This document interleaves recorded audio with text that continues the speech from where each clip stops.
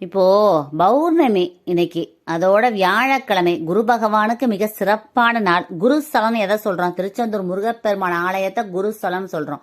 அங்க போயிட்டு வந்துட்டாலே உங்க வாழ்க்கையில பெரிய மாற்றம் உருவாகுங்க. நீங்க திருச்செந்தூர் போக முடியலனா கூட பரவாயில்ல, வீட்டுல இருந்தபடியே அந்த திருச்செந்தூர் முருகனை மனதார பிரார்த்தனை பண்ணுங்க. ஒரு டம்ளர் பசும்பால் நெய்வேத்தியம் வைங்க சுவாமி ரூம்ல. சாமி கும்பிட்டுட்டு பௌர்ணமி முழுநிலவை பாருங்க.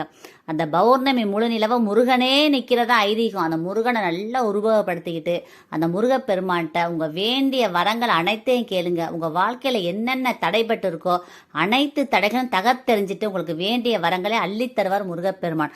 திருமண பேர் தாமதமானவங்க முருகப்பெருமான்ட்ட மனதார பௌர்ணமி நிலவை பார்த்து வேண்டுங்க. கண்டிப்பா விரைவில் நல்ல இடத்துல திருமணம் நடக்கும்.